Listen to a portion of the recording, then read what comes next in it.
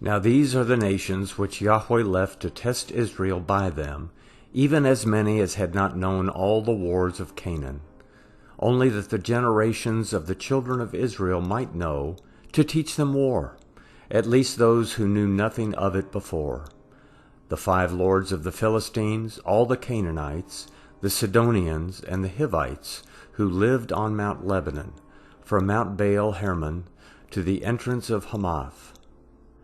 They were left to test Israel by them, to know whether they would listen to Yahweh's commandments, which he commanded their fathers by Moses.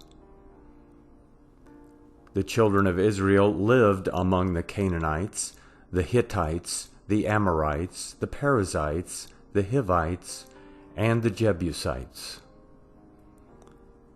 They took their daughters to be their wives, and gave their own daughters to their sons, and served their gods.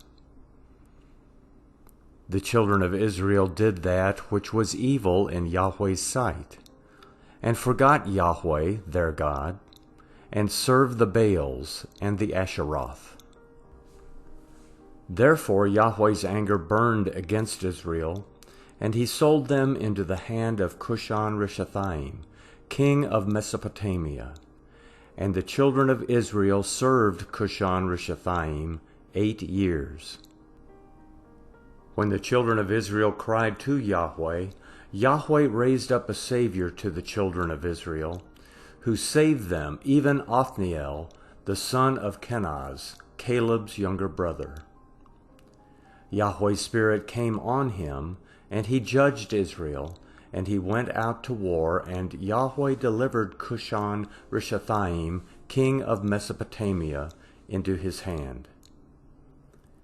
His hand prevailed against Cushan-Rishathaim. The land had rest 40 years.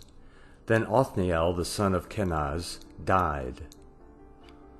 The children of Israel again did that which was evil in Yahweh's sight, and Yahweh strengthened Eglon, the king of Moab, against Israel, because they had done that which was evil in Yahweh's sight.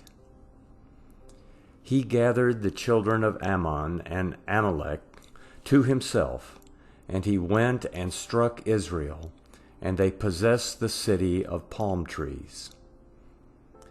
The children of Israel served Eglon, the king of Moab, 18 years. But when the children of Israel cried to Yahweh, Yahweh raised up a Savior for them, Ehud the son of Gera, the Benjaminite, a left-handed man. The children of Israel sent tribute by him to Eglon, the king of Moab. Ehud made himself a sword, which had 2 edges, a cubit in length, and he wore it under his clothing on his right thigh. He offered the tribute to Eglon, king of Moab. Now Eglon was a very fat man. When Ehud had finished offering the tribute, he sent away the people who carried the tribute. But he himself turned back from the stone idols that were by Gilgal, and said, I have a secret message for you, O king. The king said, Keep silence. All who stood by him left him. Ehud came to him, and he was sitting by himself alone in the cool upper room. Ehud said, I have a message from God to you. He arose out of his seat. Ehud put out his left hand and took the sword from his right thigh and thrust it into his body. The handle also went in after the blade, and the fat closed on the blade, for he didn't draw the sword out of his body, and it came out behind. Then Ehud went out onto the porch and shut the doors of the upper room on him and locked them. After he had gone, his servants came and saw that the doors of the upper room were locked.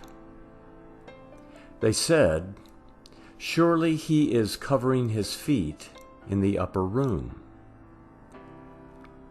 They waited until they were ashamed, and behold, he didn't open the doors of the upper room.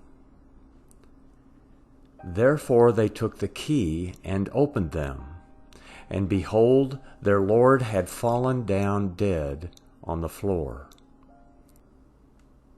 Ehud escaped while they waited, passed beyond the stone idols, and escaped to Seirah. When he had come, he blew a trumpet in the hill country of Ephraim, and the children of Israel went down with him from the hill country, and he led them. He said to them, "Follow me, for Yahweh has delivered your enemies, the Moabites, into your hand." They followed him, and took the fords of the Jordan against the Moabites, and didn't allow any man to pass over.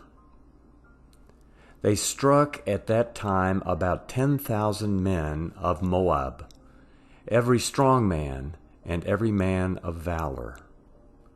No man escaped. So Moab was subdued that day under the hand of Israel.